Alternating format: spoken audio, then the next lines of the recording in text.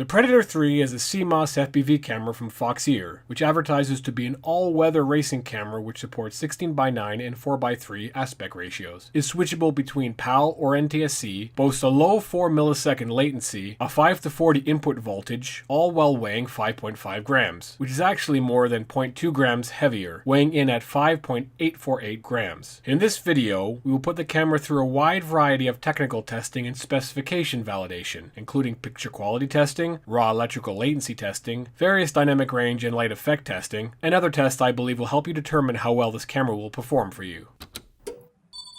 Recursion Labs. For science.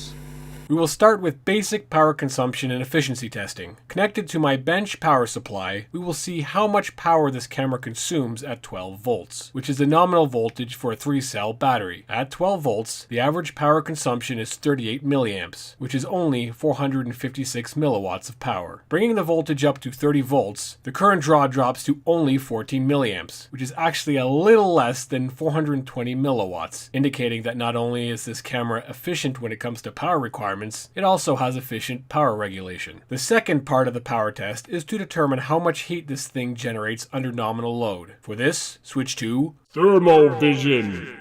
Over a 5-minute period, this camera slowly increases temperatures to 48 degrees Celsius, which is a normal summer day in Las Vegas. No concerns here so far. I have placed the camera into a box to isolate all outside light. The video output of the camera is tapped with my oscilloscope, where you can view the raw analog signal with clear frame separation on the scope. An all-black output shows up as a lower overall voltage, where all-white would be a higher overall voltage. I have a push button on my test board, which supplies voltage to the LEDs, turning them on. The path from the button to the LED is also tapped with my oscilloscope, so that the voltage spike when the button is pressed can be clearly measured. The difference on the oscilloscope when the voltage spikes when the button is pressed to when the analog signal spikes from the white bright LED light will be the camera latency. Foxeer has grossly overstated the latency of this camera, in that it has grossly underperformed their 4 millisecond claims, by only coming in at 1.5 millisecond on NTSC.